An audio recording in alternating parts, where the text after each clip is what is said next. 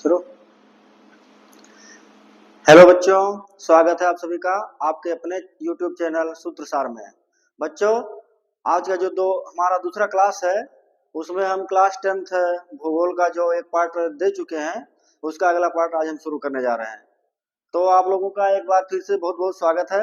आप लोग पूरी व्यवस्था बनाए रखिए और ध्यान से पढ़िएगा। और आप लोगों को हम चल रहे हैं पढ़ाने क्लास 10th भूगोल चैप्टर 1। चैप्टर का नाम क्या था? संसाधन एवं विकास। तो आज हम बढ़ते हैं उसके दूसरे पार्ट की तरफ और शुरू करते हैं संसाधनों के विकास से, है ना। संसाधनों के विकास से हम लोग शुरू करने चल रहे हैं। तो ध्यान दीजिएगा, मानव के जीवन यापन हेतु संसाधनों की आवश्यकता होती है। अभी हम लोगों ने पिछले क्लास में यही पढ़ा था कि जो संसाधन होते हैं मनुष्यों की आवश्यकताओं की पूर्ति के लिए होते हैं। ऐसा कोई भी वस्तु, कोई भी जो चीज है वो क्या है? वो संसाधन है। क्यों संसाधन है? अगर वो हमारे आवश्यकताओं की पूर्ति करती है तो क्या है? संसाधन है। उसके बाद क्या है? संसाधन प्रकृति का निःशुल्क उपहार है, परंतु मानव ने इनका अंधाधुंध उपयोग किया है। समझिए बात को कि जो संसाधन है वो क्या है? वो प्रकृति का निःशुल्क उपहार है ना। संसाधन क्या है? प्रकृति का निःशुल्क उपहार है। भाई, निःशुल्क उपहार तो है संसाधन। क्या प्रकृति हमसे कुछ लेता है? क्या प्रकृति हमसे कोई पैसा लेता है? प्रकृति ने अगर हमें हवा दिया है, पानी दिया है, सूर्य का प्रकाश दिया है या अन्य चीजें दी है, कोयला पेट्रोलियम दिया है, क्या हमसे प्रकृति पैसा मांगने आता है? नहीं, पैसा मांगने नहीं आता है। वो हमको फ्री गिफ्ट किया है। लेकिन प्रॉब्लम यह है कि कुछ ऐसे लोग, कुछ लालची लोग इस संसाधन का अंधाधुंध उपयोग करना शुरू कर दिए हैं, मनमाना उपयोग शुरू कर दिए हैं। कहते हैं ना, एक लालच होता मनुष्य के दिमाग में। तो उसकी वजह से संसाधनों पर कुछ समस्याएं उत्पन्न हो गई है, संकट खड़ा हो गया है। जैसे पहला संकट तो है पारिस्थितिकी संकट। पहला संकट कौन सा है? पारिस्थितिकी संकट। पारिस्थितिकी संकट में क्या है कि देखिए, वैश्विक तापन जिसको बोलते हैं ग्लोबल वार्मिंग।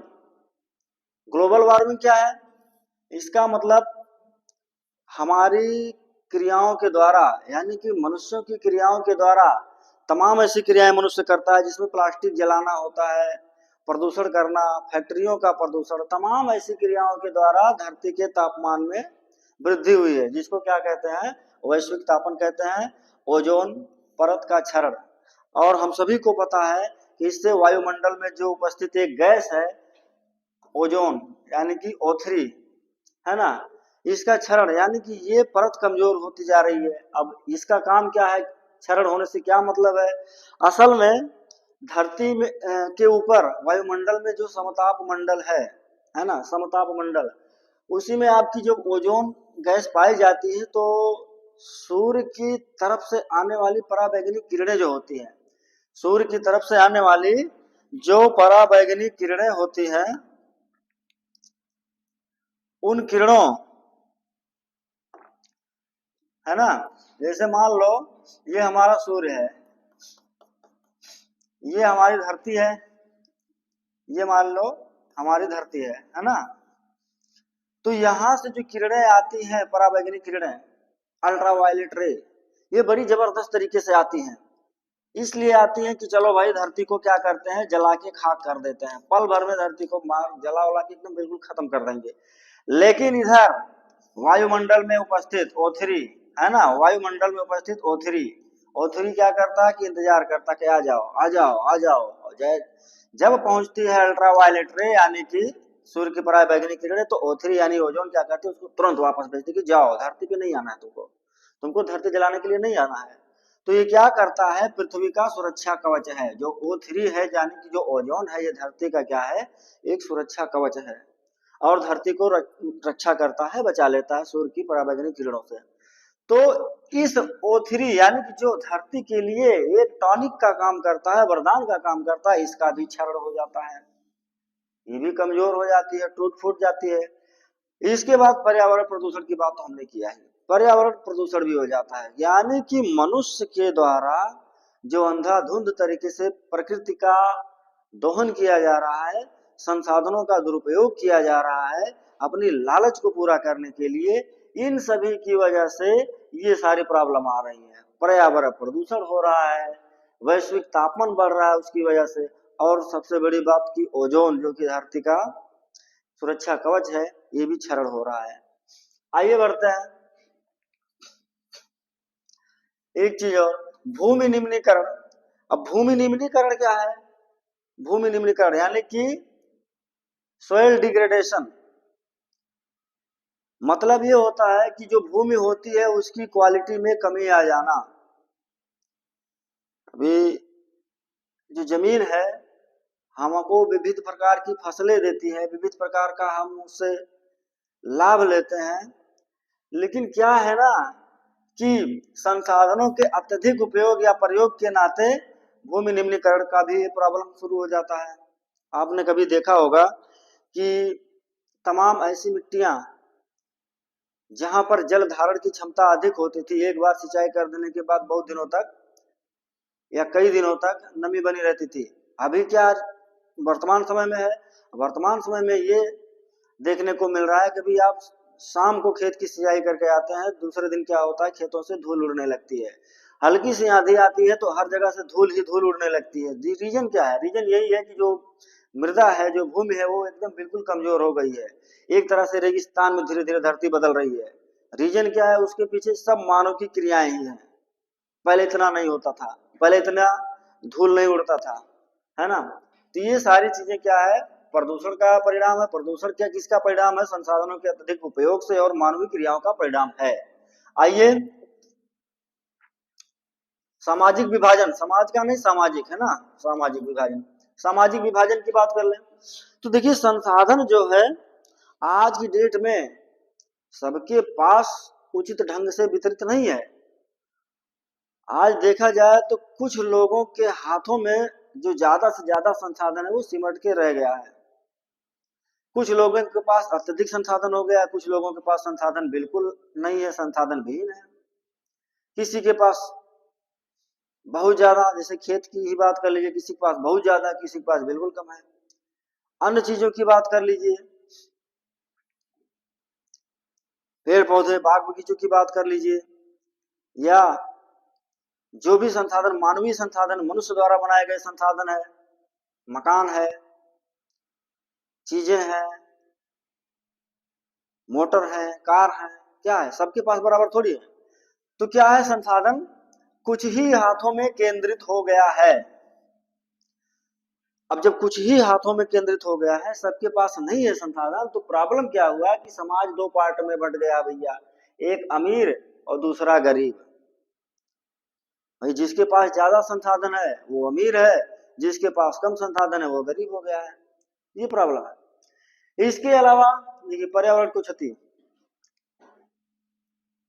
संसाधनों का जो अनियंत्रित प्रयोग किया जाता है, मनुष्य जो है उसको ये नहीं समझ आता कि हम संसाधन का इतना बेकार तरीके से दोहन कर रहे हैं, तो प्रकृति या पर्यावरण पर कुछ नुकसान पड़ेगा या नहीं पड़ेगा, मनुष्य को इससे कोई लेना देना नहीं है। उसको अपनी आवश्यकताओं, अपने लालच की पूर्ति करने से मतलब है। गांव में भी देख लीजिए, चाहे जल हो, चाहे मिट्टी हो, चाहे पेड़ पौधे हो, लोग चाहते हैं कि ज्यादा से ज्यादा मैं यूज कर लूं। तो क्या है? वो बहुत गलत चीज है ना? तो अनियंत्रित उपयोग, भाई संसाधनों का उपयोग जो है नियंत्रित होना चाहिए। अगर नहीं नियंत्रित होगा तो फिर दिक्कत है। तो इससे क्या होता है? पर्यावरण को काफी नुकसान पहुंचा है ना? आइए आगे देखते हैं। सतत पोषणीय विकास, संसाधनों के संरक्षण के लिए आगे बढ़ते हैं, थोड़ा भी बताते हैं आप लोगों को। सतत पोषणीय विकास भी बताते हैं। बात 1992 की है। किसकी बात है? 1992 की बात है। एक देश है, ब्राजील। ब्राजील में एक शहर है रियो डी जेनेरो। ब्राजील में एक शहर है रियो डी जेनेरो, कैस्पियन सागर के तट पर। कैस्पियन सागर, है ना। असल में हुआ क्या, बात 1992 है। दुनिया के 100 से अधिक देशों के जो राष्ट्राध्यक्ष थे या उनके प्रतिनिधि थे, यहां पर इकट्ठा होते हैं। कहाँ इकट्ठा होते हैं? ब्राजील में, है ना। ब्राजील के रियो डी जेनेरो में इकट्ठा होते हैं।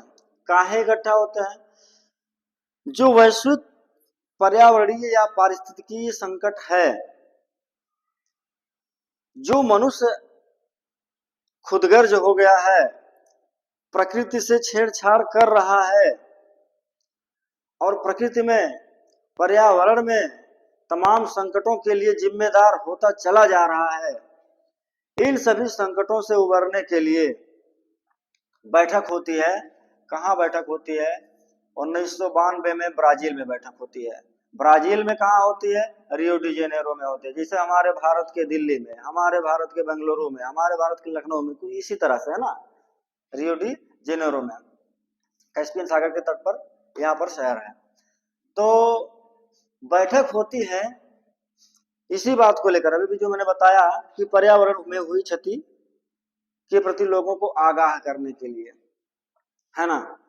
तो यहाँ बैठक होती है। तो उसी बैठक में जो अभी अभी बात हुई है हम लोगों की, सतत पोषणीय विकास, उस बैठक में इस बात की चर्चा हुई। और भी चर्चाएं हुई, बट सतत पोषणीय विकास की चर्चा हुई। सतत पोषणीय विकास क्या है? देखिए, आज की जरूरतों को पूरा करते हुए भविष्य के संसाधन बचाना। आज की जरूरतों को पूरा करते हुए भविष्य के संसाधन को बचाना। अब दूसरे शब्दों में हम समझाते हैं आप लोगों को, है ना। आज की जरूरतों को पूरा करते हुए भविष्य के संसाधन को बचाना, यानी कि सतत पोषणीय विकास। सतत पोषणीय विकास ऐसा विकास है जो आने वाली पीढ़ी की जरूरतों को ध्यान में रखते हुए और साथ ही साथ पर्यावरण को भी ध्यान में रखते हुए जो विकास किया जाए, वही क्या है बच्चों? सतत पोषणीय विकास है, वही सस्टेनेबल डेवलपमेंट है। वही ऐसा विकास नहीं करना है कि आज ही संसाधनों का उपयोग या दोहन करके हम लोग खत्म कर दें और आने वाली पीढ़ी को कुछ ना मिले।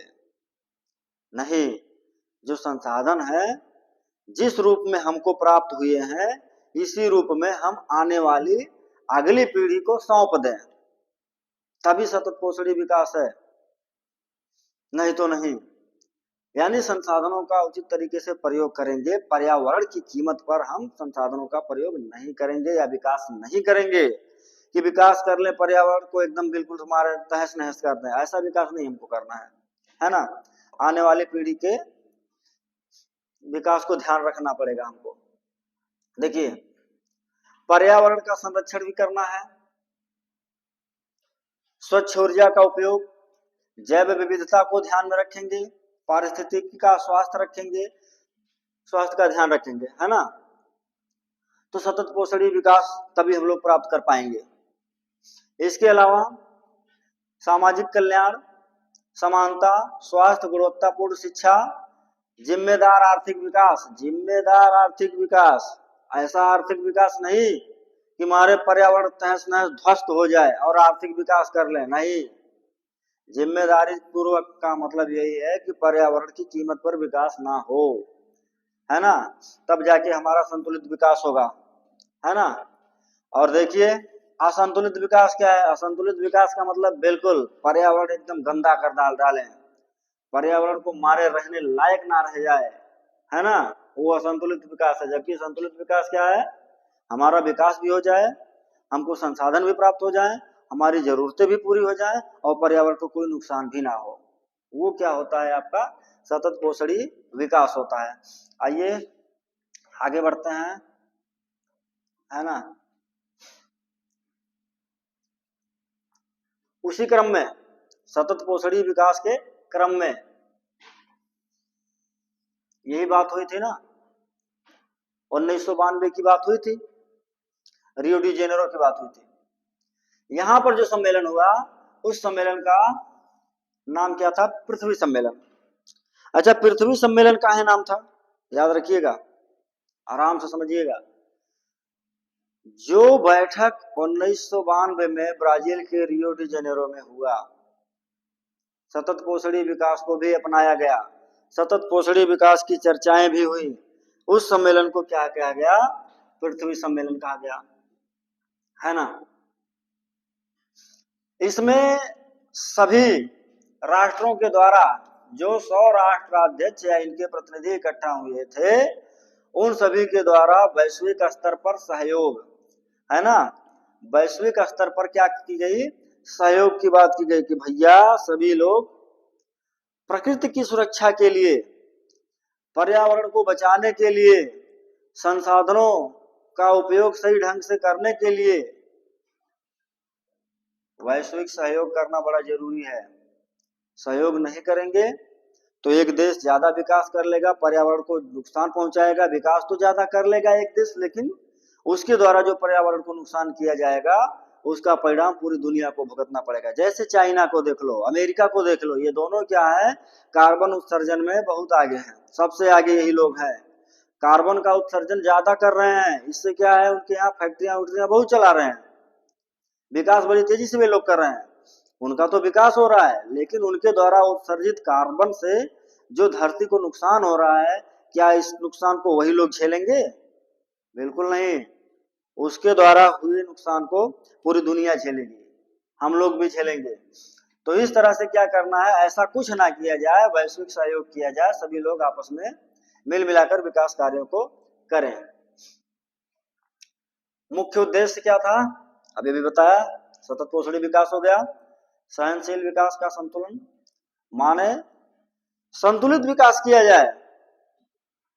फिर वही चीजें बता रहा हूं, समझिएगा इस बात को, क्योंकि ये एग्जाम में खूब पूछ लेता है, एमसीक्यू में तो घुमा घुमा के पूछ लेता है। और पिछले वीडियो में मैंने बताया था कि अब एमसीक्यू पूछने का जो चलन है वो कुछ अलग टाइप से कर दिया गया है। जिस तरह से प्रतियोगी परीक्षाओं अर्थात कंपटीशन क्लासेस में, कंपटीशन की परीक्षाओं में जिस तरह से क्वेश्चन पूछता है, कुछ वैसे अब बोर्ड में भी पूछने लगा है। उठा के लाइन दे देगा, बताओ भैया रियो में क्या हुआ, कैसे हुआ, क्यों हुआ, या सतत पोषणीय विकास क्या है ना, एजेंडा 21 क्या है। खैर इस पे आते हैं अभी। तो यहाँ पर भागीदारी करने वाले में शासनाध्यक्ष थे, राष्ट्राध्यक्ष भी लोग थे, वहां के लोग भी थे, यानी ब्राजील वाले, वैज्ञानिक, गैर सरकारी संगठन, है ना, छोड़ो इसको। तो ये सारे लोग थे और सभी लोगों का मेन ही विचार था कि भैया पृथ्वी को बचा लिया जाए, पृथ्वी के साथ हो रहे अन्याय को रोक दिया जाए। तो इसके बाद जब सम्मेलन हुआ तो कुछ बातें निकल कर आई। जो 100 देशों के जो प्रतिनिधि थे, इन लोगों ने एक सामूहिक रूप से एक घोषणा पत्र पर हस्ताक्षर किया, रियो घोषणा। और उन घोषणाओं में सबसे महत्वपूर्ण बात यह थी कि एजेंडा 21, एक एजेंडा 21 अपनाया गया। थोड़ा बताते हैं आपको, है ना, एजेंडा 21 समझाते हैं आपको। एजेंडा 21 थोड़ा इरेज कर देता हूं।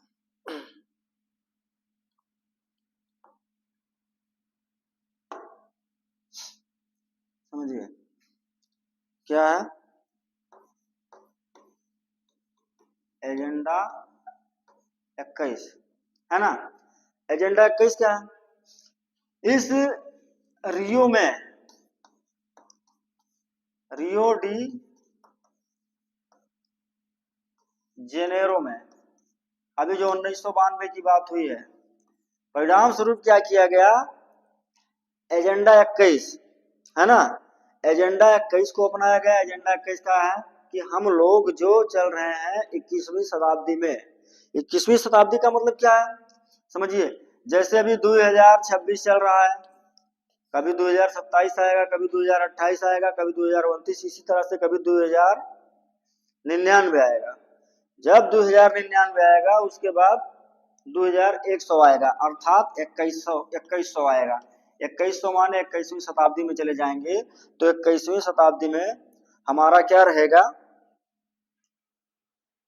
या हमारा उद्देश्य क्या रहेगा, हमारा एजेंडा क्या रहेगा। एजेंडा का मतलब एक कार्य लिस्ट है ना, कार्य लिस्ट या सूची जिसको कहते हो आप लोग, ये चीज अपनाया गया कि 21वीं सदी में हम लोग चल रहे हैं, तो 21वीं सदी की दुनिया के लिए हमें क्या क्या करना होगा या क्या क्या करना चाहिए। आई बात समझ में। अब आइए, तो वही था एजेंडा 21, यहाँ पर वो लिस्ट जारी किया गया। इसके अलावा एजेंडा 21 के अलावा क्या था भाई, जलवायु परिवर्तन पर संयुक्त राष्ट्र फ्रेमवर्क कन्वेंशन। जलवायु परिवर्तन पर संयुक्त राष्ट्र फ्रेमवर्क कन्वेंशन, यानी कि संयुक्त राष्ट्र के तत्वाधान में, संयुक्त राष्ट्र की अगुवाई में हमें विकास कार्यों को आगे बढ़वाना है, कार्यों को करना है। इसके अलावा जैविक विविधता पर कन्वेंशन। जैविक विविधता, देखिए जैविक विविधता जो पर्यावरण में या प्रकृति में मौजूद विविधताएं हैं, चाहे वो प्लांट वर्ल्ड हो चाहे वो एनिमल वर्ल्ड हो, है ना, उनमें जो विविधताएं हैं, उपस्थित विविधताएं हैं, वही क्या है, जैव विविधता है। इस पर भी कन्वेंशन किया गया, इस पर भी बातें की गई और इसको भी बचाने के लिए बातें हुई। इसके अलावा मरुस्थलीकरण का मुकाबला करने के लिए भी कन्वेंशन हुआ। मरुस्थलीकरण, अभी थोड़ी देर पहले हमने बताया कि मनुष्य की क्रियाओं के फलस्वरूप, मानवीय क्रियाओं के फलस्वरूप आजकल जो मरुस्थलीकरण बड़ी तेजी से हो रहा है। याद रखिएगा आप लोग कि जब आप लोग थोड़ा और छोटे थे तो क्या था कि इतनी धूल नहीं उड़ती थी, इतना बालू, इतना मरुस्थल टाइप की मिट्टी नहीं थी हमारे आसपास। रीजन क्या था, रीजन ये था कि कुछ प्रदूषण कम था और कुछ घास फूस या पौधों के आवरण ज्यादा थे पर्यावरण में। तो घास फूस क्या होता है, मिट्टी की जड़ों को पकड़ के रखता है। लेकिन आज क्या है, आज घास फूस खत्म हो रहा है, प्रदूषण बढ़ रहा है। नतीजा क्या निकल रहा है, हल्की सी भी आंधी आती है तो धूल ही धूल आपको देखने को मिलता है, चारों तरफ धूल ही धूल नजर आता है। तो वही चीज क्या है, मरुस्थलीकरण हो रहा है, उसका मुकाबला करने के लिए भी कन्वेंशन हुआ। आई बात समझ में। आइए रियो डी जेनेरो को दोबारा एक बार हल्के से दोहरा लेते हैं। एजेंडा 21 अपनाया गया कि 21वीं शताब्दी में हमें ये लक्ष्य प्राप्त करना है, पर्यावरण को नुकसान नहीं होने देना है और विकास कार्यों को करना है। जलवायु परिवर्तन पर संयुक्त राष्ट्र के तत्वाधान में सम्मेलन या बातचीत हुआ कि जलवायु परिवर्तन से निपटना है, जलवायु परिवर्तन के खतरों से निपटना है, जलवायु परिवर्तन को ज्यादा नुकसानदायक नहीं होने देना है। उसके बाद जैविक विविधता, जैविक विविधता भी पर्यावरण के लिए, प्रकृति के लिए काफी ज्यादा महत्वपूर्ण है। कोई चीज प्रकृति में ना तो ज्यादा होने पाए ना ही कम होने पाए, और जो विविधता है उसको मेंटेन रखा जाए, ज्यादा डिस्टर्ब ना किया जाए। साथ ही साथ मरुस्थलीकरण को भी हमको बचाना है, मरुस्थलीकरण नहीं होने देना है। तो ये चीज क्या था, हमारा पृथ्वी सम्मेलन 1992 का, रियो डी जेनेरो का प्रमुख बातें थी। याद रखना 1992, 92 हमेशा आता है ना। आइए आगे बढ़ लेते हैं। एजेंडा 21 देखिए आ गया, वही एजेंडा 21 जो भी हमने बताया, है ना। सामाजिक और आर्थिक विकास, एक बार बच्चों पुनः थोड़ी देर के लिए देख लीजिएगा। सामाजिक और आर्थिक विकास, एजेंडा 21 का जो अभी अभी हमने बताया ना, एजेंडा 21 की जो लिस्ट थी, अभी अभी देखे पिछले पेज पर, उस लिस्ट में सामाजिक और आर्थिक विकास,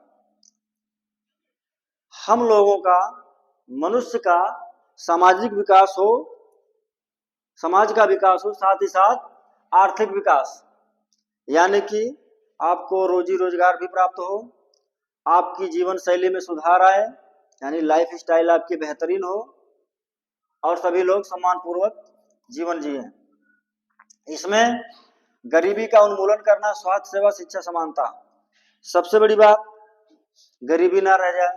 अभी पीछे पड़ा, संसाधन कुछ ही हाथों में सिमट कर रह गए हैं, जिससे समाज दो वर्गों में बंट गया है, एक अमीर वर्ग, दूसरा गरीब वर्ग।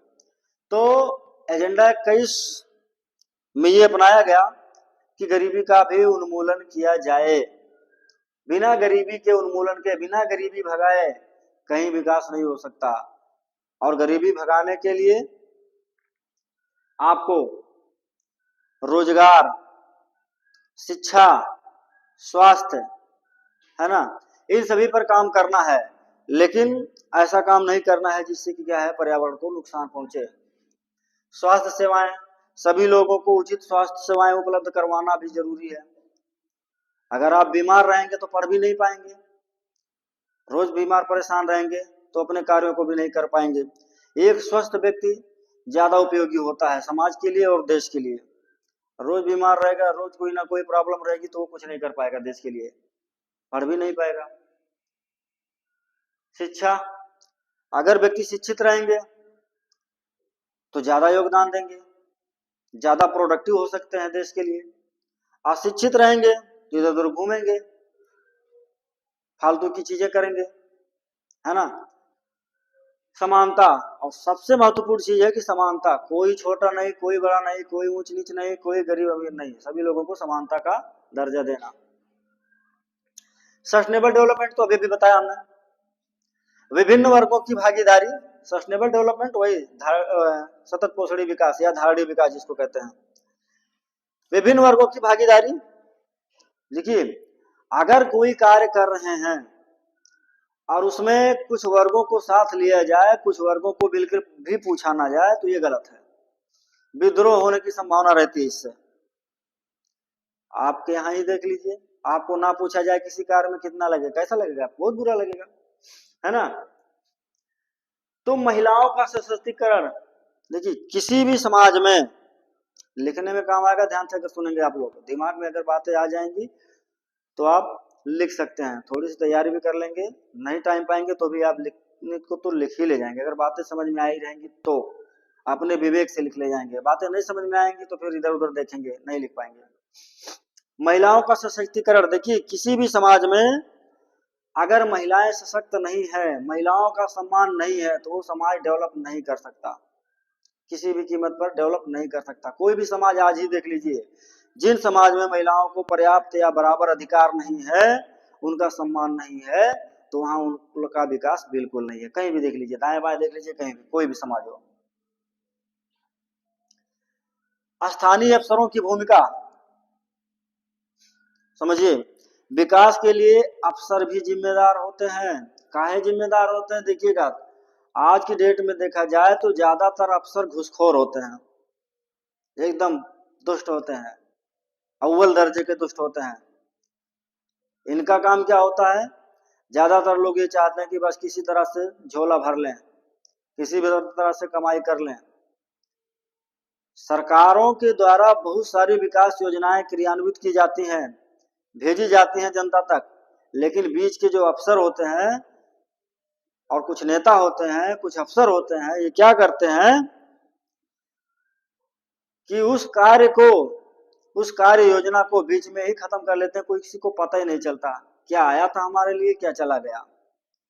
गांव में देख लो, एक छोटा सा कॉलोनी देंगे, कहेंगे पहले 20,000 हमको दे दो, है ना। तो क्या है, ऐसी भागीदारी करते हैं ये लोग, बिल्कुल गलत है ये। तो स्थानीय अफसरों को भी ईमानदार होना चाहिए सबकी भागीदारी करवाने के लिए। तो सरकारी संगठन, है ना, सरकारी संगठन यानी कि सरकार के जितने भी संगठन हैं, सरकार की जितनी भी संस्थाएं हैं, ये उचित तरीके से काम करें, अपने कर्तव्यों का सही से निर्वहन करेंगे तो विकास होगा। स्वदेशी लोगों की भागीदारी, भाई हमारा विकास होना है, हमको आगे बढ़ना है, तो हम ही लोगों की भागीदारी रहेगी, दूसरे की भागीदारी नहीं रहेगी। पर्यावरण संरक्षण, पर्यावरण को भी संरक्षण करना है। जैविक विविधता, अभी भी बताया गया, जैव विविधता को बचाए रखना है। वनों का प्रबंधन करना है। वनों का प्रबंधन का मतलब वन को अनियंत्रित तरीके से ना काटा जाए, सरकार की निगरानी में काटा जाए, अगर काटा जाए तो। इसके अलावा वनों में आग लगने से बचाया जाए। कभी कभार क्या होता है, जब वनों में आग लग जाती है तो बहुत बड़ा एरिया जलकर खाक हो जाता है, दिक्कत है। प्रदूषण पर नियंत्रण, प्रदूषण पर नियंत्रित पाया जाए। नियंत्रण कैसे पाया जाए? हम ही आपसे शुरू किया जा सकता है। तमाम झिल्ली पन्नी यूज करते हैं, बाजार गए 4 चीजें खरीदे तो 4 पन्नी, हर घर में 8-10 झिल्ली रोज आती है, देखे होंगे आप सभी लोग। इसके अलावा तमाम जो रसायन का यूज कर रहे हैं खेतों में, तमाम केमिकल फर्टिलाइजर, रासायनिक खादों का उपयोग कर रहे हैं, वो भी सही नहीं है। हरित खादों का हमें प्रयोग करना चाहिए। या प्लास्टिक जला देते हैं हम लोग, ये भी सही नहीं है। और जो फाइबर की तमाम चीजें या प्लास्टिक का गिलास यूज करते हैं विविध प्रकार के काम काज के अवसर पर, उसको भी हम लोग माचिस लगा देते हैं, कितना नुकसान कर रहे हैं पर्यावरण का। तो इस तरह से प्रदूषण को हमें नियंत्रित करना चाहिए और स्वच्छ ऊर्जा की तरफ ध्यान देना है। स्वच्छ ऊर्जा यानी कि ऐसी ऊर्जा जिससे प्रदूषण ना फैले। कौन है स्वच्छ ऊर्जा भैया? सौर ऊर्जा। आने वाले समय में सभी को सौर ऊर्जा लगवाना पड़ेगा, इससे कोई प्रदूषण नहीं होता। पवन ऊर्जा, कोई प्रदूषण नहीं होता, प्रकृति की शक्तियों के द्वारा ऊर्जा बन जाएगा। हरित ऊर्जा भी कहोगे इसको, कोई टेंशन नहीं है, पर्यावरण को कोई नुकसान नहीं है ना। तो ये सारी चीजें 1992 की अर्थ समिट में अपनाई गई, चर्चा हुई। और इन कार्यों को करने के लिए वैश्विक सहयोग की अत्यंत जरूरत है। पूरी दुनिया में वही सहयोग नहीं रहेगा तो कुछ नहीं होगा। अगर आपस में सहयोग नहीं रहेगा तो बिल्कुल कुछ नहीं कर पाएंगे। तो दुनिया भर के देशों का सहयोग करना चाहिए, ना कि ईरान इजराइल की तरह लड़ना चाहिए, अमेरिका की तरह लड़ना चाहिए, सहयोग करना चाहिए। वित्तीय सहायता, अगर कोई गरीब देश है, कोई छोटा देश है, उसके पास संसाधनों की कमी है, पैसों की कमी है, कार्यान्वयन नहीं कर पा रहा है, तो उसको भी क्या करना है? सहायता देना है। प्रौद्योगिकी का हस्तांतरण यानी कि टेक्नोलॉजी का ट्रांसफर, है ना। प्रौद्योगिकी यानी कि टेक्नोलॉजी। जिन देशों के पास टेक्नोलॉजी है, कोई हवा को प्यूरिफाई कर रहा है, साफ कर रहा है, कोई जल को प्यूरिफाई कर रहा है, कोई अन्य प्रकार की टेक्नोलॉजी से पर्यावरण को बचाने का प्रयत्न कर रहा है, तो भाई वो प्रौद्योगिकी जो है दूसरे देशों को भी हस्तांतरित करना चाहिए कि भैया आप भी करिए। कुछ लोग नहीं करते हैं, पैसा गलत है। प्रौद्योगिकी सभी को उपलब्ध करवाना चाहिए, है ना। आइए आगे बढ़ते हैं।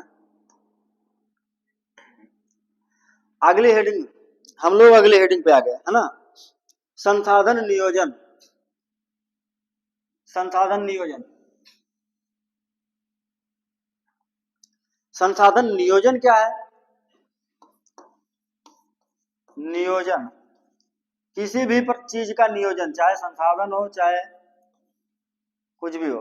नियोजन, नियोजन का मतलब होता, देखिए उस चीज के लिए या संसाधन नियोजन की बात हो रही तो संसाधन के नियोजन का मतलब ये होता है कि संसाधनों के लिए उचित प्रकार से व्यवस्था करना, विवेकपूर्ण तरीके से उसको यूजफुल बनाना, ना कि इससे संसाधन अपने आप से नुकसान हो जाए या ऐसा प्रयोग कर लें कि वो खराब हो जाए, खत्म हो जाए।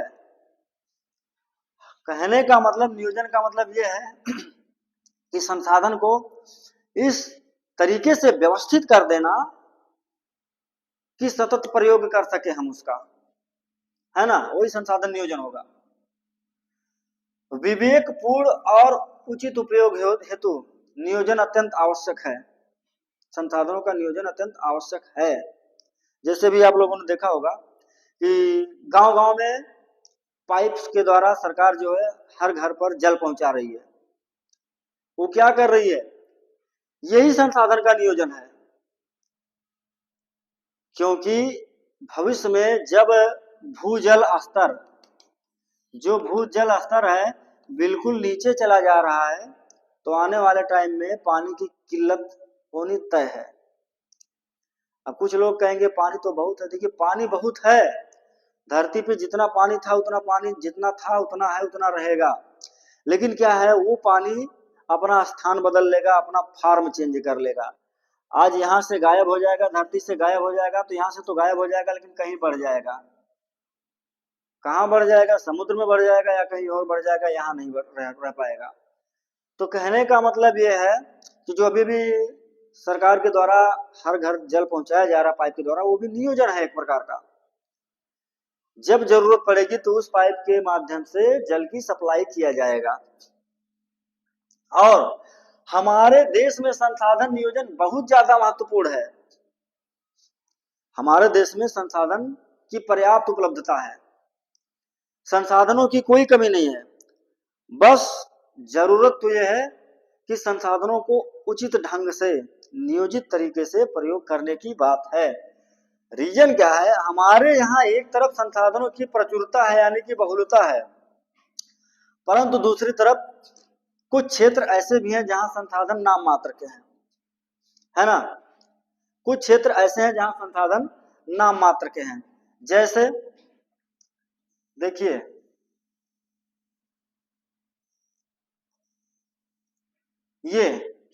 ये हमारा जो दक्षिण वाला पार्ट है, जो दक्षिण का जो पठार है हमारा, जहां पर आपका बिहार, झारखंड, उड़ीसा, मध्य प्रदेश, छत्तीसगढ़, यानी ये वाला जो पार्ट है प्रमुख रूप से मैं बात कर रहा हूं, है ना। ये वाला जो पार्ट है प्रमुख रूप से, बाकी तो कर्नाटक भी है, तमिलनाडु भी है और महाराष्ट्र भी है, संसाधन यहाँ भी है ना। तो ये वाला जो पार्ट है ये संसाधन की दृष्टि से काफी धनी है, खनिज संसाधनों की दृष्टि से काफी धनी है। बहुत ज्यादा संसाधन है, कोयला है, अभ्रक है, मैग्नीज है ना। ये सारी चीजें यहाँ तो हैं, लेकिन वहीं देखा जाए तो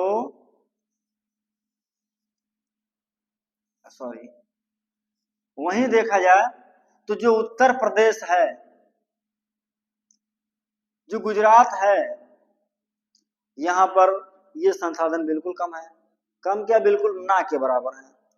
लेकिन वहीं अगर कृषि योग्य भूमि संसाधन की बात करें तो यूपी में ज्यादा है, पंजाब में ज्यादा, हरियाणा में ज्यादा है, यहाँ छत्तीसगढ़, उड़ीसा में अपेक्षाकृत कम है। तो कहने का मतलब बात यही है कि हमारे देश में कुछ जगहों पर संसाधन प्रचुर मात्रा में उपलब्ध है, कुछ जगह संसाधन नाम मात्र के हैं।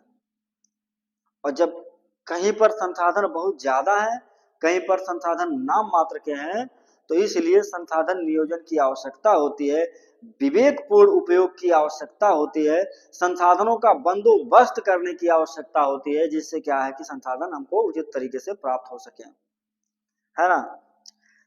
आइए आगे बढ़ लेते हैं अगले पेज पे। भारत में संसाधन नियोजन के चरण, कैसे संसाधन का नियोजन किया जाता है हमारे भारत में। भारत में ही क्या, किसी भी देश की बात कर लें, पहली बात तो ये संसाधनों की पहचान करना। भाई संसाधन कैसे नियोजित कर लोगे, कैसे बचा लोगे? सबसे पहला काम क्या है, पहले पहचानो तो संसाधन कहाँ है, कितना है, किस तरह का है।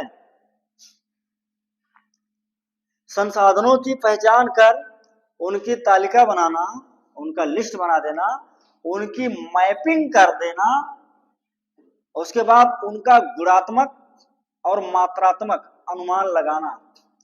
संसाधन की सबसे पहली बात तो यह पहचान कर लेना, संसाधन कहाँ है, कौन सा संसाधन है, उनका मानचित्रण कर लेना, मैपिंग कर लेना कि यहाँ है, इतने एरिया में है, इतनी दूर में है संसाधन। उनकी मात्रा का अनुमान लगा लेना कि कितना टन, कितना कुंटल, कितना ग्राम, कई किलो संसाधन कहाँ क्या है। उसकी मात्रा का क्या कर लेना, अनुमान लगा लेना है। और मात्रा का अनुमान लगा लेना ही काफी नहीं है, उसकी क्वालिटी भी चेक कर लेना, किस तरह का है, अच्छा है कि नहीं अच्छा है। जैसे कोयले का जो कई प्रकार होते हैं, उसमें से एक है बिटुमिनस, एग्जाम्पल है ये, है ना, बिटुमिनस। सबसे बढ़िया किस्म का कोयला होता है एंथ्रेसाइट, ये एग्जाम्पल है 1 मिनट के लिए, एंथ्रेसाइट, है ना, ये नहीं, एंथ्रेसाइट। तो क्या ये कोयले की बढ़िया किस्म है, लेकिन हमारे यहाँ ये नहीं है, हमारे यहाँ ये वाली ज्यादा पाई जाती है, उद्योगों में यही ज्यादा यूज किया जाता है ना। तो क्या है, तो गुणात्मक यानी कि संसाधनों का गुणात्मक अनुमान लगाना भी जरूरी होता है। प्रौद्योगिकी और कौशल यानी टेक्नोलॉजी की बात हुई है। संसाधन विकास को लागू करने के लिए या संसाधनों के उपयोग या दोहन को बढ़ावा कर देने के लिए हमें प्रौद्योगिकी यानी कि टेक्नोलॉजी भी डेवलप करना है, साथ ही साथ कौशल यानी स्किल भी। कोई भी संसाधन जहां है वहीं पड़ा रहेगा। एग्जाम्पल देख लीजिए, जैसे सोलर एनर्जी है, विंड एनर्जी है यानी कि पवन ऊर्जा है, या कोयले से बिजली बनाना है, या किसी भी प्रकार से संसाधनों का उपयोग करना। अगर हमारे पास स्किल यानी कि तौर तरीका ना होता, अगर हमारे पास टेक्नोलॉजी ना होता, तो क्या हम संसाधनों को उपयोग कर पाते? नहीं कर पाते। पृथ्वी आज से नहीं बनी है, मनुष्य आज से नहीं रह रहा धरती पर, हजारों लाखों सालों से रह रहा है धरती पर। लेकिन आज जिन संसाधनों का हम लोग उपयोग कर रहे हैं, आपका फोन ही देख लीजिए, क्या पहले फोन बना था? कभी नहीं बना था। फाइटर जेट कभी उड़ते थे? नहीं उड़ते थे। ट्रक बस कारें पहले चलती थी, इलेक्ट्रिक वाहन चलते थे? नहीं चलते थे। क्या था? पर्यावरण में पड़े हुए संसाधनों का हम लोगों ने टेक्नोलॉजी लगा के अपना स्किल यानी अपना दिमाग, अपना कौशल, अपना ब्रेन यूज करके यूजफुल बना लिया, है ना। तो इससे क्या होता है, संसाधन का दुरुपयोग होने से बच जाता है। समन्वय स्थापित करना, संसाधन विकास योजनाओं और राष्ट्रीय विकास योजना के मध्य सही समन्वय होना चाहिए। मतलब राष्ट्र का विकास होना चाहिए, देश का विकास होना चाहिए, और संसाधनों का भी विकास होना चाहिए, लेकिन दोनों में तालमेल होना चाहिए। ऐसा नहीं कि राष्ट्र का विकास करने के चक्कर में, तेजी से राष्ट्र का विकास करने के चक्कर में संसाधन को ध्वस्त कर डालो, संसाधनों का अंधाधुंध प्रयोग करके खत्म कर लो, नहीं। दोनों का विकास होना चाहिए, तालमेल के साथ विकास होना चाहिए। हाँ, एक चीज और बता दें कि जब ये वीडियो खत्म होगा, है ना, ये चैप्टर जब खत्म होगा, तो उसके बाद मोस्ट इंपॉर्टेंट आपके लिए एमसीक्यू लाया जाएगा अगले वीडियो में, है ना। जैसे ही ये चैप्टर खत्म होगा, आपके लिए बहुत ज्यादा इंपॉर्टेंट जो एमसीक्यू क्वेश्चन होते हैं और रिटन क्वेश्चन, वो भी यहाँ पर करवाया जाएगा, जिससे आपको कोई असुविधा ना हो। आइए आगे बढ़ लेते हैं। संसाधन का संरक्षण। देखिए, संसाधनों का संरक्षण अति आवश्यक है। अगर संसाधन की रक्षा सुरक्षा नहीं करेंगे, देखिए यार, इतनी बात सुन के आपका दिमाग वहीं जा रहा होगा, रियो या सस्टेनेबल डेवलपमेंट, सतत पोषणी विकास की तरफ। भाई संरक्षण नहीं करेंगे संसाधनों का, बचाएंगे नहीं, आज खा पी के खत्म कर देंगे, तो क्या पाएगी अगली पीढ़ी, या क्या विकास होगा, है ना। गांधी जी की बात हो गई है। गांधी जी कहते हैं हमारे पास हर व्यक्ति की आवश्यकता पूर्ति के लिए बहुत कुछ है, लेकिन किसी के लालच की संतुष्टि के लिए नहीं। बात बिल्कुल सही है। हमारे देश में इतना संसाधन है, इतना पर्याप्त संसाधन है कि सभी लोगों की अगर जरूरत भर यूज करना है तो कोई कमी नहीं है, सबकी जरूरतें पूरी हो जाएंगी। लेकिन अगर कोई लालच करता है, कोई लालच रखता है कि सारा चीज मेरा हो जाए, ज्यादा से ज्यादा संसाधन सिर्फ मेरा हो जाए, तो भाई लालच किसी का कहां पूरा हुआ है? लालच किसी का कभी पूरा नहीं हुआ है। दूसरे शब्दों में बता दूं कि पेट भरने के लिए तो बहुत कुछ है हमारे यहाँ। हर व्यक्ति का पेट भरने के लिए संसाधन प्रचुर मात्रा में है, बहुत है, लेकिन पेटी भरने के लिए नहीं। पेटी समझ रहे हैं, बक्सा, बक्सा या अटैची, है ना, भरने के लिए नहीं। अगर पेट भरना तो बहुत है, लेकिन कहो हम बटोर बटोर के रख लें तो वो गलत है। अक्सर होता भी है, देखे होंगे बहुत सारे ऐसे ऐसे नेता मिले हैं इंडिया में, महान नेता मिले हैं जिनकी दीवारों में भी पैसे रखे रहते हैं, जिनके बेड में पैसे रखते हैं। क्यों रख रहे हो ऐसा? या क्यों ज्यादा से ज्यादा संसाधन पर लोग कब्जा जमाना चाहते हैं? गरीब को कोई पूछता ही नहीं है, उनके पास संसाधन बिल्कुल ना के बराबर होते हैं। तो वही है, देश और राष्ट्र का जो विकास हो संतुलित हो और समन्वय के साथ हो। अभी पीछे हम लोगों ने पढ़ा। 1968 क्लब ऑफ रोम, अंतरराष्ट्रीय स्तर पर सबसे पहले व्यवस्थित तरीके से संसाधन संरक्षण के विषय को उठाया। क्लब ऑफ रोम बैठक हुई 1968 में। यहां पर क्या किया गया कि व्यवस्थित तरीके से, एक नियोजित तरीके से संसाधन संरक्षण के विषय को उठाया गया कि संसाधन को संरक्षित किया जाएगा। अच्छा, कभी कभी आप लोगों ने देखा होगा, नोटिस किया होगा कुछ लोगों को कि जैसे टैप है ना, नल नल चलाकर चम्मच चम्मच धोने लगते हैं, या कुछ लोगों को ऐसे देखा होगा कि ब्रश करने बैठे हैं और नल चलता जा रहा है चलता जा रहा है। क्या मतलब निकलेगा, कितना पानी नुकसान कर दोगे? अरे जरूरत जितनी है उतना ही यूज करिए, है ना। तो सबसे पहले व्यवस्थित तरीके से संसाधन संरक्षण के विषय को उठाया गया किसके द्वारा? क्लब ऑफ रोम के द्वारा 1968 में। याद रखना, मत भूलना कोई, है ना, एमसीक्यू के लिए। 74 की बात करें, एफ शुमाकर व्यक्ति थे, एक पर्यावरण विज्ञानी थे। क्या कहा? इनकी एक पुस्तक थी, small is beautiful. Small is beautiful, large बहुत ब्यूटीफुल नहीं होता। कम में रहोगे तो ज्यादा सुंदर रहोगे, ज्यादा खुश रहोगे, चाहे परिवार की ही बात क्यों ना कर लो। ज्यादा लोग रहोगे तो उसी में हरदम बचता रहेगा। छोटा रहोगे, छोटी आवश्यकताएं रखोगे तो मस्त रहोगे, खुश रहोगे। इसमें अपनी किताब स्मॉल इज ब्यूटीफुल, देखिए स्मॉल इज ब्यूटीफुल किसकी किताब है? इनकी किताब है ना, एफ शुमाकर, एमसीक्यू के लिए इंपॉर्टेंट। संसाधन संरक्षण पर गांधी जी के दर्शन की पुनरावृत्ति की। गांधी जी का दर्शन ये भैया, गांधी जी क्या कहते हैं? कहे सभी लोगों की आवश्यकता की पूर्ति के लिए बहुत कुछ है, लेकिन किसी के लालच की पूर्ति के लिए कुछ नहीं है। लालच किसी का पूरा नहीं हुआ है आज के जमाने में, कभी नहीं। और लालच बुरी बला है ना। लालच से अच्छे अच्छे लोग फंस गए हैं, परेशान हो गए हैं। रामायण में देख लीजिए, सीता जी को भी लालच ही आया था कि सोने का मृग चाहिए हमें, और क्या हुआ नतीजा? किडनैप हो गई, है ना। आइए देखते हैं। तो शुमाकर साहब ने क्या किया? गांधी जी के दर्शन की व्याख्या किया, दोबारा से दोहराया।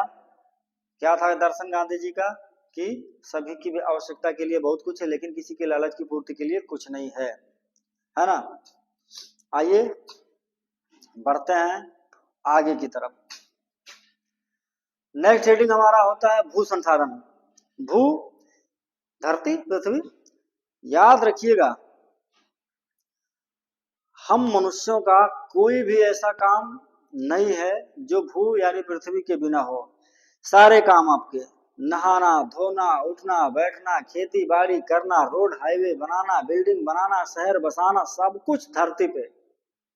कोई है आप लोगों में जो धरती के ऊपर कोई काम करता हो,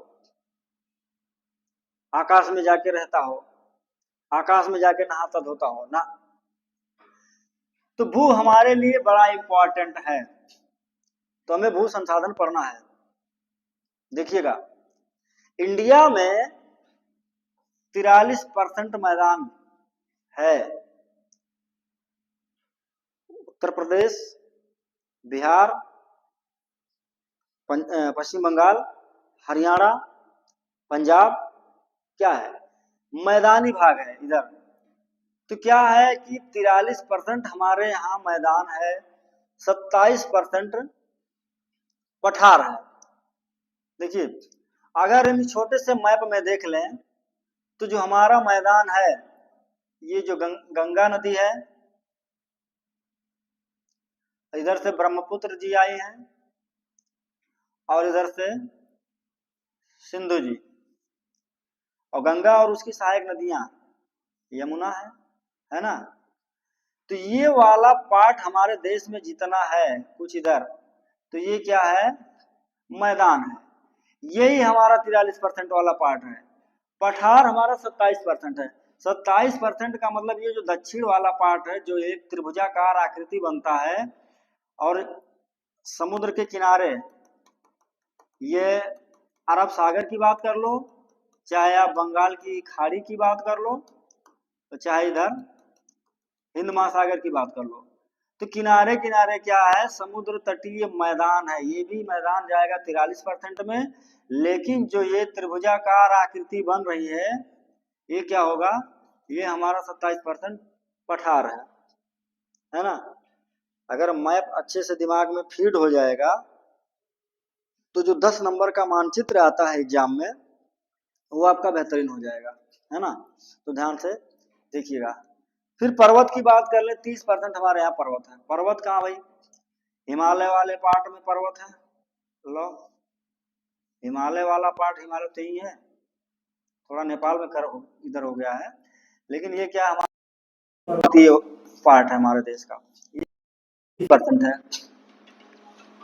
देखिए, कृषि, उद्योग और शहरी विकास के लिए सबसे महत्वपूर्ण, और यहाँ जनसंख्या का घनत्व तो अधिक होता है। हम बात करेंगे मैदान की, है ना, हम बात करेंगे मैदान की, हम बात करेंगे मैदान की। आइए देख लेते हैं मैदान, है ना। जैसा है ये हमारा इंडिया है, ठीक है, कोई इसके लिए ज्यादा दिमाग नहीं लगाएगा, तो कुछ इस तरह से, है ना। जो भी है हमारा प्यारा भारत, थोड़ा सा टेढ़ा हो गया, खैर। ये जो हमारा मैदानी पार्ट है, देखिए इसकी विशेषता क्या है, ये कृषि के लिए महत्वपूर्ण है। जो हमारा मैदानी पार्ट है ये कृषि के लिए बड़ा महत्वपूर्ण है। उपजाऊ मिट्टी यहाँ पाई जाती है, और परिवहन का विकास, परिवहन का विकास यहाँ अच्छे तरीके से हो सकता है। क्यों, क्योंकि जो सड़कें हैं, जो रेलवे है, पहाड़ों पे नहीं बनाओगे रेलवे, इधर गया इधर से आया, रेलवे उधर से निकल गया, इसे उल्ट पलट जाएगा, है ना। तो रेलवे का विकास कहाँ हो सकता है अच्छे तरीके से, मैदान में हो सकता है। सड़कों का विकास अच्छे तरीके से मैदान में हो सकता है। इन जगहों की, यानी कि मैदानों की हम बात कर रहे हैं, मैदान की, जो कि 43% है ना। इस मैदान की जो विशेषता है, ये कृषि के लिए अच्छी है, उपजाऊ मिट्टी है, परिवहन का विकास हो सकता है, और जल की उपलब्धता, भाई सबसे मेन चीज जल है तो है, अगर जल नहीं रहेगा तो फिर प्रॉब्लम हो जाएगी। तो इसकी इन सभी चीजों की वजह से खेती के लिए उपयुक्त है, उपजाऊ मिट्टी है, परिवहन का विकास हो सकता है, जल की उपलब्धता होती है। इन्हीं सब के लिए यहाँ पर जो जनसंख्या घनत्व है, जनसंख्या जो घनत्व है अत्यधिक है, यानी ज्यादा जनसंख्या यहीं निवास करती है मैदानों में। निवास करने का रीजन वही है कि यहाँ पर निवास के लिए जो उचित कंडीशन होती है, जो उचित स्थिति होती है, जो फेवरेबल कंडीशन होती है, वो क्या है, मैदानों में उपलब्ध है। इसीलिए यहाँ पर जनसंख्या ज्यादा निवास करती है ना। आइए, तो क्या है, यहाँ पर जनसंख्या का घनत्व तो ज्यादा है। पर्वत की बात कर लें, 30%, 30% वाला हमारा पार्ट पर्वत है। फायदा क्या है, पर्यटन, जल विद्युत और पारिस्थितिकी संतुलन के लिए आवश्यक है। पर्यटन के लिए टहलने घूमने लोग पर्वतों पे चले जाते हैं। पर्वतों का अगर थोड़ा निचला पर्वत होता है तो पहाड़ी कहते हैं, है ना।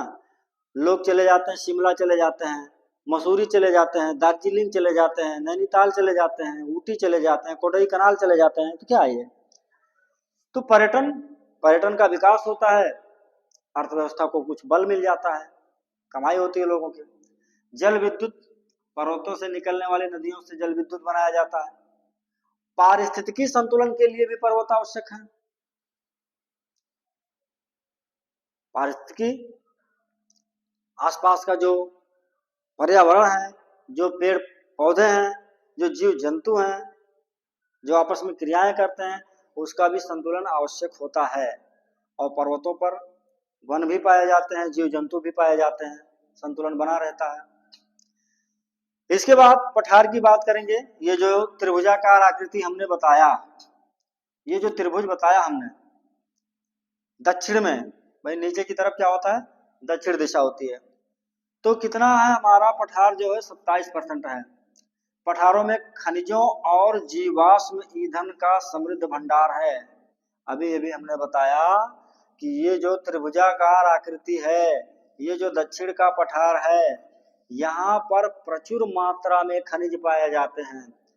देश का जो विकास है इन पर डिपेंड करता है बड़े अच्छे तरीके से, क्योंकि यहीं के संसाधनों का उपयोग करके देश का विकास किया जाता है।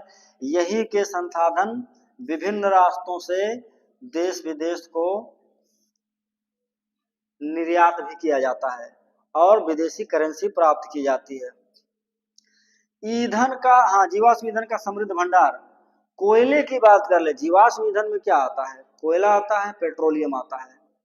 तो उसमें से जो कोयला है, यहाँ पर छोटा नागपुर का पठार, ये वाला पार्ट आप लोग याद रखिएगा, तैयार करिएगा, आपको खनिज बताया जाएगा। ओडिशा, छत्तीसगढ़, झारखंड, कुछ मध्य प्रदेश वाला पार्ट, ये मिला के आपका छोटा नागपुर का पठार होता है। यहाँ लगभग सारे खनिज पाए जाते हैं। तो यहाँ पर ईंधन यानी कोयला, कोयले के लिए झरिया है झारखंड में, रानीगंज बंगाल में है। तो क्या है? प्रचुर भंडार है यहाँ ईंधन का। और कभी कभी कुछ खेती उती भी हो जाता है ना।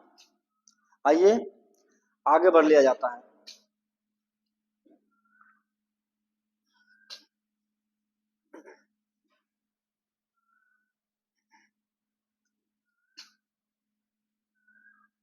भूमि उपयोग को प्रभावित करने वाले कारक। देखिए, जो भूमि का उपयोग है, जो जमीन का उपयोग है, किसी भी जमीन को किसी भी कार्य करने के लिए हम यूज नहीं कर सकते कि रेगिस्तान है वहां शहर बसा दें, बिल्डिंग बना दें, या पर्वत है तो वहां रेस्टोरेंट खोल के अकेले बैठ जाए हिमालय पे, या पर्वतों पर खेती करने लगे। नहीं, भूमि उपयोग को प्रभावित करने वाले कुछ कारक होते हैं। भूमि का उपयोग हम कैसे कर पाएंगे, किस तरह से करेंगे, उसके पीछे कुछ रीजन है। पहला है भौतिक कारक। भौतिक कारकों में क्या है? भूमि की ढाल है। देखिए, अगर ढलान युक्त भूमि है ना, अगर ढलान युक्त भूमि है तो वहां कृषि बहुत अच्छे नहीं कर पाओगे, है ना। अभी अभी पीछे पढ़ा कि अगर मैदान है तो वहां कृषि बड़ी अच्छी होती है, जबरदस्त तरीके से होती है। जैसे हमारे देश के मैदानी भागों में गेहूं, धान, गन्ना, मक्का आदि सभी प्रकार की खेती हो जाती है, दालों की खेती हो जाती है, सरसों की खेती हो जाती है। लेकिन ढलानों पे क्या होती है? खेती नहीं हो पाती। ये ढाल देख लीजिए, मैदान देख लीजिए। तो क्या है? अगर ढलान युक्त भूमि है तो वहां खेती अच्छी नहीं कर पाएंगे, मैदान होगा तो वहां कर पाएंगे। तो उपयोग करने वाले कारक में एक यही होगा, ढलान। दूसरा है मिट्टी का आवरण। मिट्टी के आवरण की बात कर लें, अगर जिस एरिया में मिट्टी का आवरण ज्यादा रहेगा, मिट्टी मोटी रहेगी, तो वहाँ कृषि अच्छा होगा, पौधों का विकास ज्यादा होगा। और जहां पर मिट्टी का आवरण नहीं रहेगा, भाई धरती तो सब है, मिट्टी का मतलब क्या, जिसमें खेती हो जाए, जिसमें पोषक तत्व रहें पौधों के लिए। तो यहाँ देखिए आवरण कम है, वनस्पति बिल्कुल कम है। यहाँ मिट्टी का आवरण ज्यादा है तो वनस्पति ज्यादा है, यानी कि पेड़ पौधे ज्यादा होंगे, खेती भी ज्यादा होगी। और यहाँ जहाँ आवरण कम है वहां पर क्या होगा, ना तो पेड़ पौधे उतना होंगे, ना वनस्पतियां होंगी, ना ही खेती हो पाएगा। शैलों की प्रकृति और उनमें उनमें नहीं उनमें पाए जाने वाले तत्व। तो देखिए शैलों की प्रकृति का मतलब यह है कि जहां पर जो एरिया खनिज टाइप का होगा, खनिज पदार्थ निकालने वाला एरिया होगा, तो वहां हम खनिज का विकास करेंगे, खेती तो करने नहीं जाएंगे। और जो एरिया कृषि करने लायक होगा, मिट्टी वाली होगी, वहां पर हम लोग खेती करेंगे। फिर है भूमिगत जल की उपस्थिति। अगर पृथ्वी में जल है, किसी भी भूमि पे अगर पृथ्वी में जल आसानी से निकल जा रहा है, आसानी से मिल जा रहा है, जल स्तर ऊपर है, तो वहां क्या कर सकते हैं, वहां पर खेती हम कर सकते हैं, वहां पर कृषि कार्य हो जाएंगे, वहां पर जनसंख्या को बसा भी सकते हो। लेकिन अगर भूमिगत जल बिल्कुल बहुत नीचे है, अगर पानी ज्यादा नीचे है, तो फिर दिक्कत है, तो वहां खेती नहीं करेंगे, वहां कोई और क्रियाएं करेंगे। फिर बात करते हैं, भौतिक कारक हो गया, आर्थिक एवं सामाजिक कारक। आर्थिक सामाजिक कारक में देखिए आर्थिक स्थिति। आर्थिक स्थिति का मतलब आपके पास अगर रुपया है, धन है आपके पास, इकोनॉमिकल कंडीशन आपकी स्ट्रांग है, तो जो कम कृषि योग्य भूमि होती है उसको आप कृषि योग्य भूमि में तब्दील कर लोगे, पैसा है तो, है ना। तो भूमि का उपयोग अक्सर देखे होंगे अगल बगल, कितना भी खराब, कितना भी गड्ढे वाली भूमि होती है, कैसी भी भूमि होती है, लेकिन लोग इतना पैसा लगा देते हैं कि फिर बढ़िया बढ़िया बिल्डिंग बना लेते हैं या फिर खेती लायक बना लेते हैं। तो क्या है, आर्थिक स्थिति इसके लिए बड़ी महत्वपूर्ण होती है। सामाजिक व्यवस्था की बात कर लें, कुछ समाजों में जो भूमि का उपयोग है वो कृषि के लिए किया जाता है, लेकिन कुछ समाज ऐसे होते हैं, जैसे ज्यादातर अफ्रीका के जो आदिवासी लोग हैं, ये क्या करते हैं, खेती ना करके जंगल में ही रहना, जंगल में ही विचरण करना, जंगल में ही टहलना घूमना, आखेट करना, ये उनका मेन व्यवसाय होता है। तो ये भूमि का जो उपयोग है वो केवल आखेट करने में या टहलने घूमने में, घुमंतु जीवन में बिता लेते हैं, कृषि नहीं करते हैं। फिर है जनसंख्या, सबसे बड़ी समस्या है जनसंख्या। जनसंख्या जितने ज्यादा रहेगी जमीन उतने चाहिए इसको, जनसंख्या बहुत ज्यादा होगी तो इसके लिए शहर चाहिए या घर चाहिए, जनसंख्या ज्यादा इसके लिए भोजन चाहिए, इसके लिए रोड चाहिए, हाईवे चाहिए, इसके लिए बाजार चाहिए, इसके लिए हॉस्पिटल चाहिए, इसके लिए स्कूल चाहिए। सारी समस्याओं की जड़ है जनसंख्या। देखिए जनसंख्या का मतलब, जनसंख्या उपयोगी भी हो सकती है, उपयोगी होती भी है, लेकिन अनियंत्रित और अत्यधिक जनसंख्या जो होती है वही नुकसानदायक होती है। तो जनसंख्या तय करती है कि छप्पर रहेगा, छोटा घर रहेगा, या मल्टी स्टोरी बिल्डिंग बनेगी।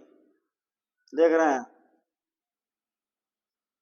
जनसंख्या कम थी, जनसंख्या कम थी, छोटे छोटे घर, मैदान, खेत खलिहान, जनसंख्या बढ़ी, ये सारी भूमि बदल गई, इस भूमि का उपयोग बदल गया। जहां मैदान हुआ करता था वहां जगह नहीं बचा, ऊपर की तरफ शहर भाग रहे हैं, शहर ऊपर की तरफ भाग रहे हैं, और क्या है, भूमि का उपयोग जो है वो बदल गया है। परिवहन के साधनों का विकास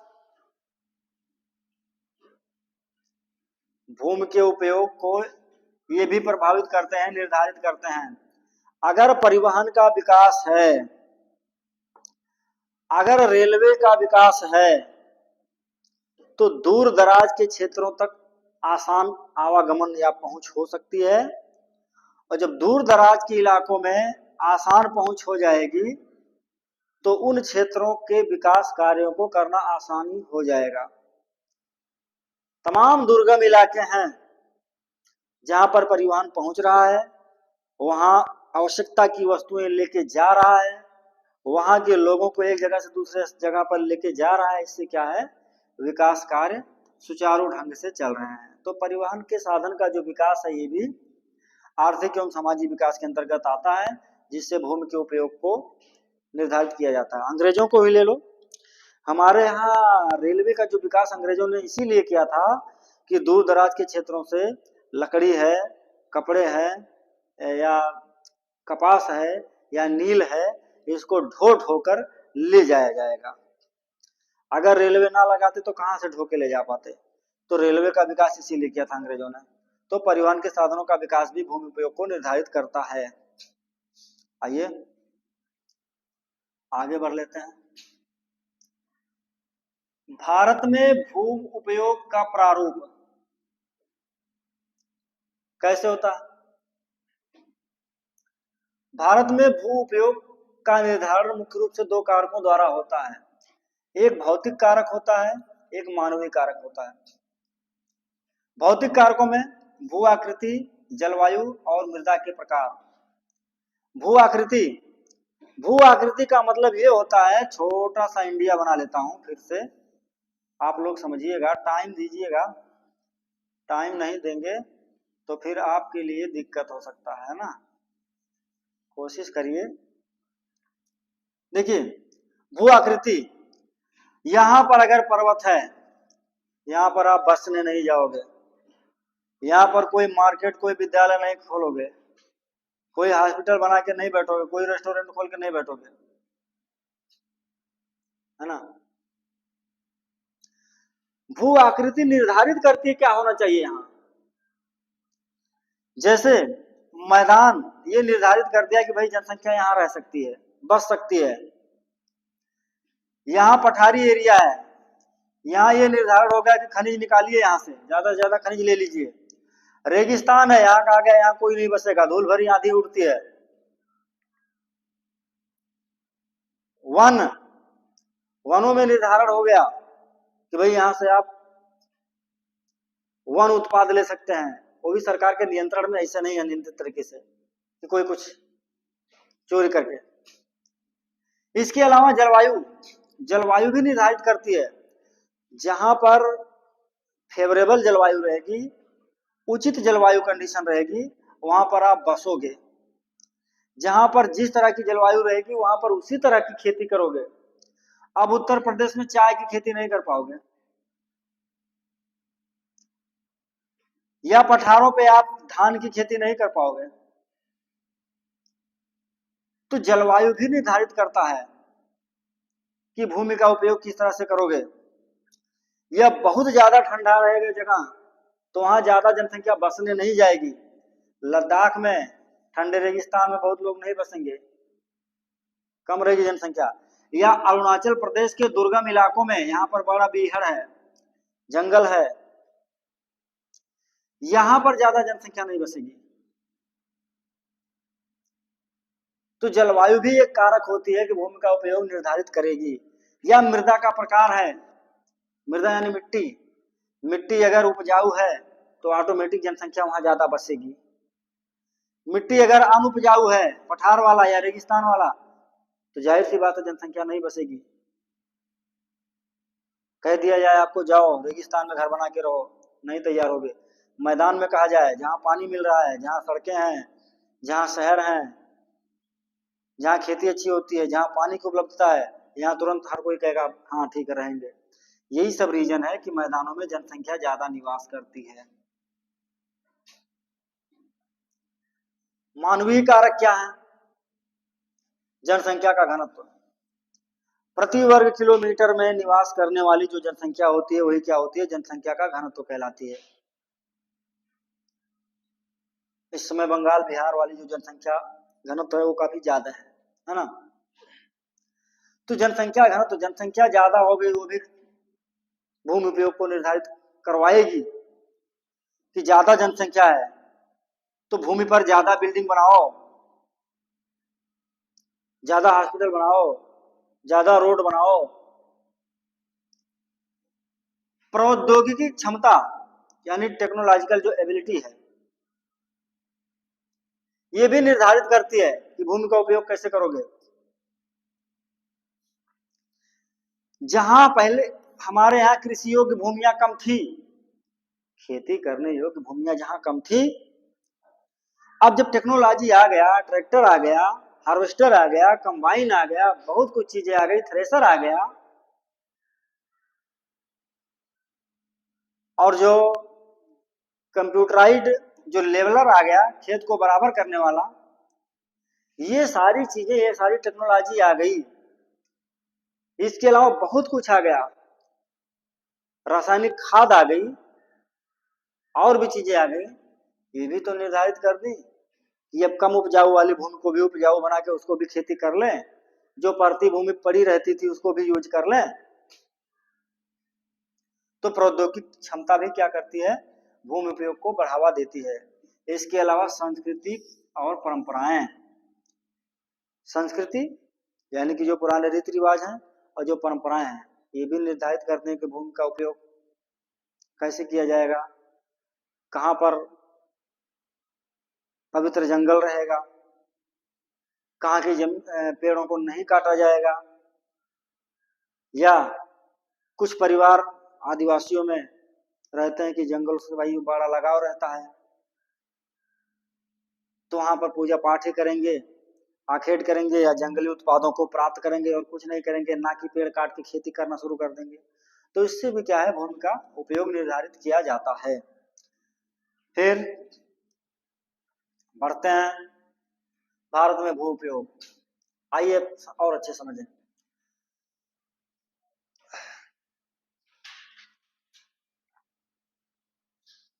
वही चीज है ना, भौतिक और मानवीय कारकों में वही चीज है, संस्कृति, परंपरा, प्रौद्योगिक क्षमता। अभी अभी जो मैंने बताया देखिए, ड्रोन से दवा का छिड़काव किया जा रहा है, या सोलर एनर्जी से पंपिंग मशीन चलाया जा रहा है, पानी निकल रहा है, और कंप्यूटर से या टैबलेट से ये क्या कर रहा है, अपने खेतों की मॉनिटरिंग कर रहा है, देख रहा है। अमेरिका में तो ऐसा होता है कि हवाई जहाज से दवा छिड़का जाता है खेतों में, इतने बड़े बड़े खेत होते हैं।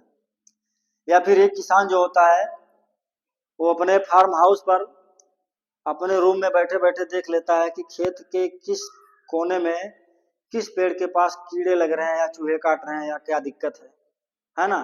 तो प्रौद्योगिक क्षमता उन्नतशील बना देती है खेती बाड़ी का। मानवीय कारकों में जनसंख्या की बात अभी अभी हमने किया था, है ना। कम जनसंख्या, ज्यादा जमीन, ज्यादा हरियाली, ज्यादा जनसंख्या बढ़ रही है, घर बढ़ रहे हैं, बढ़ते बढ़ते फालतू का बहुत ज्यादा हो गया। अब भू आकृतियों में भी बताए थे, अगर पर्वतीय रहेगा तो रहने लायक नहीं रहेगा, और अगर मैदानी रहेगा तो रहने लायक रहेगा, है ना। और जलवायु, जलवायु भी एक कारक है। अगर कठिन जलवायु रहेगी जिस भूमि पर, कठिन का मतलब बहुत ज्यादा गर्मी रहेगी या तो बहुत ज्यादा ठंडी रहेगी, तो वहां पर कोई बसना नहीं चाहेगा, वहां खेती करना नहीं चाहेगा। अगर जलवायु समान रूप से उपयोगी है, बसने लायक है, फेवर में है, तो वहां लोग रहना पसंद करेंगे। खैर आइए बढ़ते हैं। भूमि निम्नीकरण और संरक्षण एवं उसका उपाय। भूमि निम्नीकरण क्या है? भूमि निम्नीकरण देखिए, जब किसी कारक के द्वारा, चाहे वो जल जल हो चाहे पवन हो, जब जल या पवन के द्वारा, ये दोनों प्राकृतिक कारक हैं, भूमि की परत या ऊपरी परत उड़कर या बहकर एक स्थान से दूसरे स्थान पर चली जाती है, तो क्या हो जाता है? वो निम्नीकरण हो जाता है, या उसकी क्वालिटी में कमी आ जाती है। जब जब भूमि की क्वालिटी में कमी आएगी, तब तक भूमि क्या हो जाएगा? कटाव होगा, बह जाएगा, उड़ जाएगा, काम लायक नहीं रह पाएगा। देखिए, तो भूमि निम्नीकरण क्या भैया? कि भूमि की जो ऊपरी परत है ये एक स्थान से दूसरे स्थान पर चली जाती है। इसके लिए विविध प्रकार के कारक उत्तरदायी होते हैं, अभी हमने बताया बरसात और वायु, और भी हो सकते हैं। तो रीजन क्या है? वनों की कटाई। आज मनुष्य जो है अंधाधुंध वन की कटाई कर रहा है। पेड़ काटने में आज आदमी कंपटीशन कर रहा है कि कितना पेड़ मैं कटवा के बेच लूं। कोई छोटा सा काम आ गया, पेड़ बेच दो। कोई और काम आ गया, बेच दो पेड़। खाने पीने की दिक्कत हो रही है, को पेड़ बेच दो। समझ रहे हैं ना क्या कह रहा हूं? समझिए बात। तो वनों की कटाई, वन जो होते हैं ये मृदा को पकड़ कर रखते हैं, मिट्टी को पकड़ कर रखते हैं, लेकिन जब ये कट जाते हैं तो धीरे धीरे मिट्टी पर जो इनकी पकड़ होती है वो लूज हो जाती है, छोड़ देते हैं, और रिजल्ट क्या निकलता है? मिट्टी एक जगह से दूसरी जगह पर बहने लगती है, उड़ने लगती है। अत्यधिक पशु चारण। देखिए, अगर किसी भूमि पर ज्यादा पशु चराए जाते हैं तो दो ही नुकसान। पहला नुकसान ये होता है कि वनस्पतियों को चर डालते हैं, काट के खा जाते हैं। दूसरी बात, जब जमीन वनस्पति विहीन हो जाती है तो पशुओं के जो खुर होते हैं, जो पैर होते हैं, इससे ऊपरी परत जो होती है टूट फूट जाती है। अब काम आ गया बरसात का चाहे पवन का। और जब वनस्पति विहीन धरती हो गई, खुर से तोड़ दिया गया ऊपरी परत को, तो हवा चली, आंधी चली, ऊपरी परत उड़ के निकल गई कहीं, या बारिश तेज हुई, बह गई मिट्टी, यानी कि निम्नीकरण हो गया। अत्यधिक खनन की बात कर लें, खनिज वनिज भाई खन के निकालते हैं। देखेंगे जिन एरिया में, जिन क्षेत्रों में ज्यादा खनिज है या खनिजों की प्रचुरता अधिक है, वहां क्या होता है? बड़े बड़े होल बना दिए जाते हैं, बड़े बड़े खान बना दी जाती है जहां से खन के निकाला जाता है खनिजों को। इससे क्या है? भूमि की क्वालिटी में भी कमी आती है, और जो परत है मिट्टी की ये भी उड़ने और बहने लगती है। गलत कृषि पद्धतियां। गलत कृषि पद्धतियां का मतलब क्या है? समझिए, जैसे ज्यादा से ज्यादा हम केमिकल यूज कर लें खेतों में, रसायन यूज कर लें, या दूसरी एक बात और देखते हैं कि अगर अगर थोड़ा ढालू भूमि है, थोड़ा ढालू भूमि है और ट्रैक्टर लेके आए, जैसे भूमि है इधर से जोताई शुरू कर दिए खेतों की, तो क्या है? इधर अगर पानी आएगा तो सारी मिट्टी बह के इधर चली आएगी, है ना? ये भी तरीका गलत है। तो इसका उपाय कैसे करोगे? भूमि संरक्षण को बनाओगे कैसे? देखिए, कोई भी प्रॉब्लम अगर है, अगर आपको आंसर लिखना है, कोई अगर समस्या है, उस समस्या को दिमाग में रख लो और उसी समस्या का निदान कर दो, उसी समस्या को आप सुलझा लो, आपका उपाय हो गया, है ना? वनों की कटाई एक बड़ी समस्या थी भूमि निम्नीकरण की, तो आप वनीकरण शुरू कर दो, पेड़ पौधे लगाओ, ज्यादा से ज्यादा पेड़ लगाइए। उससे क्या होगा? आपका भूमि निम्नीकरण नहीं होगा, धरती भी हरी भरी रहेगी, ऑक्सीजन भी मिलेगा, आपकी जरूरतें भी पूरी होंगी, और जो मिट्टी का कटाव है वो भी रुकेगा, है ना? चारागाह प्रबंधन करिए। मतलब यह है कि अनियंत्रित चराई पर रोक लगाइए। 4 नंबर का क्वेश्चन लिखने में 4 नंबर में आएगा। भूमि निम्नीकरण क्या है, इसके संरक्षण एवं उपाय बताइए, है ना? तो क्या है? आप अनियंत्रित चराई पर रोक लगाएंगे, अनकंट्रोल्ड जो ग्रेजिंग होती है उसको आप कंट्रोल करोगे। पर्वतों पर मृदा अपरदन का बड़ा महत्वपूर्ण कारक है अनियंत्रित चराई। खनन विनियमन, जो खनन है उसको उचित तरीके से वैज्ञानिक विधियों का उपयोग करके मॉनिटरिंग किया जाए, उसको देख रेख किया जाए, जिससे मिट्टी ना तो कटने पाए, ना इसकी क्वालिटी में कोई दिक्कत आए। उन्नत कृषि तकनीकें, खेती के लिए उचित तकनीक अपनाइए। सीढ़ीदार खेती, देखिए ढलानों पर सीढ़ीदार खेती होती है। उत्तराखंड में ये एमसीक्यू में बहुत आता है ना। तो जैसे अगर ढलान वाली भूमि है तो यहाँ पर मेड़ बना दीजिए मोटा सा, यहाँ पर मेड़ बना दीजिए, यहाँ पर मेड़ बना दीजिए, यहाँ पर मेड़ बना दीजिए, पानी रुका है, मिट्टी भी नहीं बह रही है ना। एक तरीका ये हो गया। उसके बाद अगर ढलान वाली भूमि है, अगर ढलान वाली भूमि है तो जुताई इधर से ना करके बल्कि ढाल के विपरीत करिए। इससे क्या है, इससे भी मिट्टी के बहाव को नियंत्रित किया जा सकता है। तो इस तरह से आप मृदा संरक्षण को कर सकते हैं, मृदा का संरक्षण कर सकते हैं।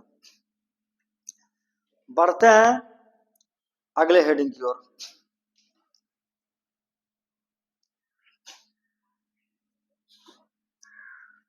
लास्ट टॉपिक आपका रहेगा ये वाला, भारत की मिट्टी, भारत में पाई जाने वाली मिट्टियां।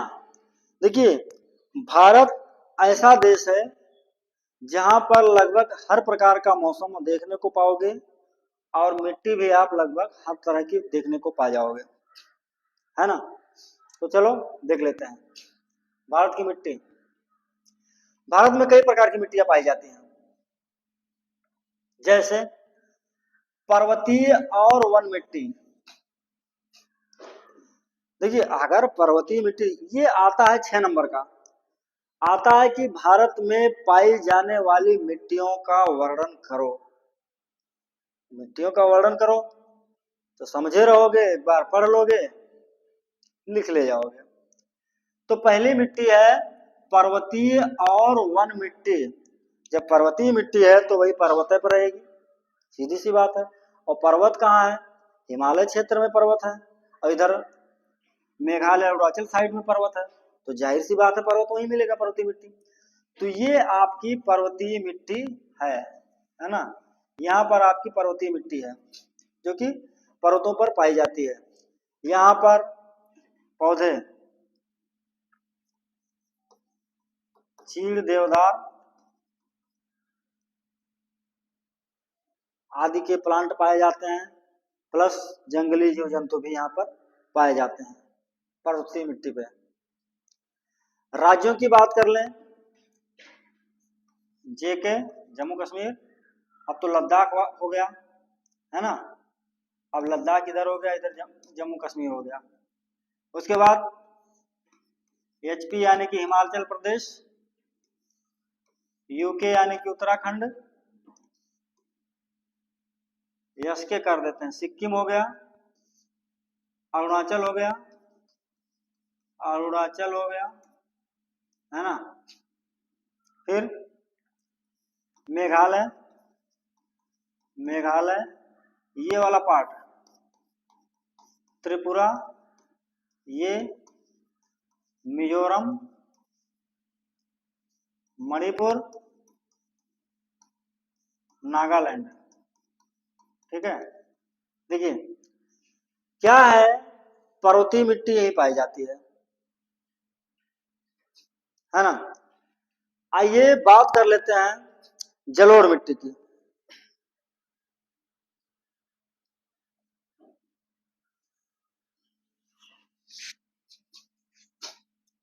जलोढ़ मिट्टी की बात करेंगे, ध्यान दीजिए जलोढ़ मिट्टी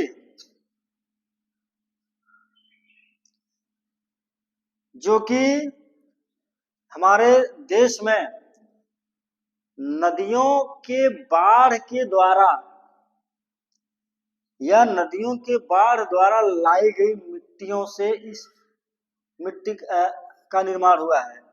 यानी कि नदियां जो भी कूड़ा कबाड़ा ढो के लाई है और गांज दी है एक जगह पे, उसी से जलोढ़ मृदा का निर्माण हुआ है। आप देखिए यहाँ पंजाब हरियाणा से लेकर उत्तर प्रदेश, बिहार, बंगाल, मेघालय, असम, असम में ब्रह्मपुत्र नदी है ना, यहाँ तक क्या है हमारा जलोढ़ मिट्टी का मैदान है। इसी को हम क्या कह लेते हैं, उत्तर का मैदान। देश का 40%,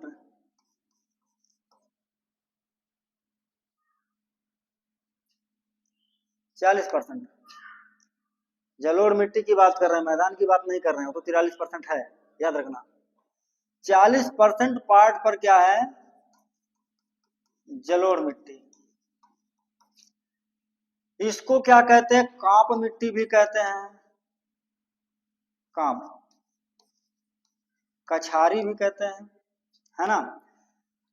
महत्वपूर्ण विशेषता इसकी ये है ना, इस मिट्टी की महत्वपूर्ण विशेषता ये है कि इस मिट्टी में जीवांशों की मात्रा होती है। जीवांश का मतलब क्या होता है कि ये वाला पार्ट हमारा, यही है हमारा, यही मैदान है हमारा। इसमें है क्या कि जीवांशों की प्रचुरता होती है, जीवांशों की प्रचुरता होती है ना, जीवांशों की प्रचुरता यानी कि अधिकता होती है, जो कि काफी ज्यादा उपजाऊ होती है। इसके अलावा इसमें दो टाइप की मिट्टी, आप 9th में पढ़े होंगे, खादर एवं बांगर। खादर एवं बांगर। खादर क्या होता है, जहां पर बाढ़ का पानी पहुंच जाता है वहां की मिट्टी नवीन हो जाती है, नई रहती है, वो ज्यादा उपजाऊ होती है। और जहां बाढ़ का पानी नहीं पहुंच पाता, बहुत पहले कभी पहुंचा था, वो मिट्टी उस टाइम उपजाऊ थी, लेकिन अब धीरे धीरे उपजाऊ नहीं रह गई है, बल्कि ये क्या बन गई है, बांगर बन गई है ना, बांगर बन गई है। बात करें चूना, पोटाश, फास्फोरस, जीवाश्म, देखिए ये तो खनिज है। जीवाश्मों की बात कर लें तो जीव जंतुओं के अवशेष या पेड़ पौधों के अवशेष, उनकी पत्तियों फलों के अवशेष जो कि इस मिट्टी में मिल गए हैं, तो इससे क्या हुआ है, मिट्टी काफी ज्यादा उपजाऊ हो गई है ना।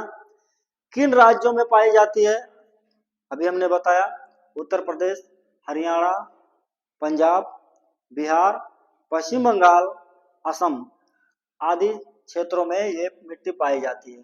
कौन मिट्टी भैया, जलोढ़ मिट्टी, है ना, जलोढ़ मिट्टी पाई जाती है। और खेती के लिए काफी ज्यादा फेवरेबल होती है, इसलिए यहाँ पर खेती बहुत ज्यादा होता है। इसके बाद आइए बात करते हैं लाल और पीली मिट्टी। लाल और पीली मिट्टी कम वर्षा वाले क्षेत्रों में पाओगे आप, है ना। छोटा नागपुर पठार, ओडिशा, मध्य प्रदेश। देखिए छोटा नागपुर वाला पार्ट ये मध्य प्रदेश, ओडिशा आपका है ही, कुछ गुजरात राजस्थान पार्ट में आपका लाल और पीली मिट्टी पाई जाती है।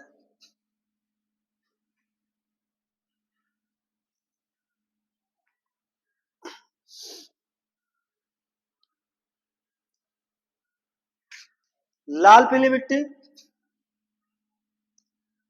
कम उपजाऊ होती है। लाल और पीली वाली मिट्टी जो है, विशेषता क्या है, कम उपजाऊ, कम उपजाऊ होती है। और इसमें जो जल धारण की क्षमता होती है, जो जल की या नमी की उपलब्धता होती है, ये बड़ी कम होती है। इसलिए कम जल लेने वाले पौधे या फसलें यहाँ उगाई जाती हैं। ज्वार हो गया, बाजरा हो गया, है ना, ये फसलें यहाँ पर क्या की जाती हैं, उगाई जाती हैं। अगर हम राज्यों की बात कर लें तो राज्यों में जान लीजिएगा, उड़ीसा, छत्तीसगढ़, कुछ झारखंड, मध्य प्रदेश थोड़ा आंध्र प्रदेश में भी कुछ पार्ट है ना, आंध्र प्रदेश में भी कुछ पार्ट है। आइए अगली मिट्टी की बात करें, काली। काली मिट्टी, काली मिट्टी प्रमुख रूप से गुजरात, महाराष्ट्र और एमपी यानी कि मध्य प्रदेश में पाई जाती है। विशेषता क्या है इसकी कि ये जल धारण क्षमता इसकी बड़ी जबरदस्त होती है।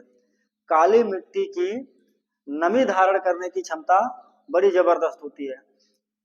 इस मिट्टी में एक खेती बड़ी अच्छी होती है, वो होती है कपास की।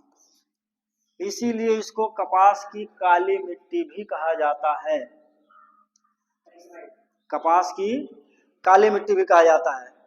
और एमसीक्यू में बहुत पूछता है, मैप में भी दिखाने को आता है कि भाई काली मिट्टी में कौन सी फसल होती है या कपास की खेती किस मिट्टी में होती है, दोनों तरफ से घुमा के पूछता है। तो कहाँ होती है? कपास काली मिट्टी में होती है। काली मिट्टी कहाँ पाई जाती है? गुजरात पाई जाती है, महाराष्ट्र पाई जाती है और एमपी में पाई जाती है।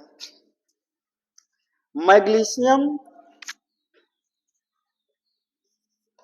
मैग्नीशियम, जीवाश्म आदि की जो मात्रा होती है इस मिट्टी में अच्छी खासी पाई जाती है। एक चीज और इसके बारे में कि जब ये सूख जाती है, जब एकदम सूख जाती है तो इसमें दरार पड़ जाती है, मिट्टी चटक जाती है। माने जब कभी ये मिट्टी सूखती है तो क्या होती है? फट जाती है या टुकड़ों में विभक्त हो जाती है। इसके बाद आइए अगली मिट्टी की बात कर लेते हैं, लैटराइट मिट्टी। लैटराइट मिट्टी, लैटर एक वर्ड है, लैटर है ना, लैटर यानी कि ईंट, ईंट के कलर की होती है। लैटराइट मिट्टी ईंट के कलर की होती है, हल्की पीली रंग की होती है। पोषक तत्वों का अभाव होता है इसमें। लैटराइट वाले में क्या होता है? पोषक तत्वों का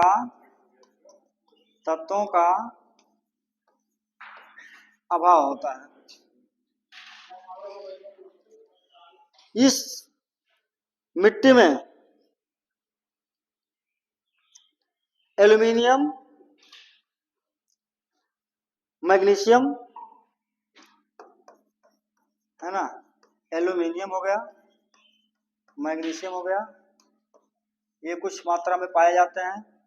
ओडिशा, ओडिशा देखिए एमसीक्यू में ज्यादातर आता है कि भाई लैटेराइट मिट्टी वाला क्षेत्र कौन सा है। तो ओडिशा, ओडिशा या उसके बाद ओडिशा हमारा यहाँ है। और केरल का जो मालाबार तट है, देखिए जो केरल वाला समुद्री तट है इसको क्या कहते हैं? मालाबार तट कहते हैं। तो ये जो लैटेराइट वाला पार्ट है ये कम उपजाऊ होता है, बहुत ज्यादा उपजाऊ नहीं होता है। इसके बाद आखिरी में आ जाइए शुष्क या मरुस्थलीय मिट्टी। सूखी मिट्टी या तो कम वर्षा या तो बिल्कुल निम्न वर्षा यानी कि बहुत कम वर्षा जहाँ होती है। रेगिस्तान की बात हुई कि मरुस्थल की बात हुई, मरुस्थल कहाँ है? हमारा राजस्थान में मरुस्थल है। तो हमारी यहाँ जो शुष्क मिट्टी है, जो रेगिस्तानी मिट्टी है, ये मरुस्थलों में पाई जाएगी। यहाँ पर ज्यादातर जो पोषक तत्व होते हैं मिट्टी में वो चीज इसमें नहीं पाए जाते हैं, अनुपस्थित होती है ये सभी चीजें। और यहाँ पर खासकर मूंगफली है, उड़द है या अन्य जो भी फसलें हैं जिनके के लिए पानी कम चाहिए होता है, वो सारी मिट्टियाँ वो मिट्टी यहाँ पाई जाती है। तो इस प्रकार से हमारा ये चैप्टर कंप्लीट होता है अभी।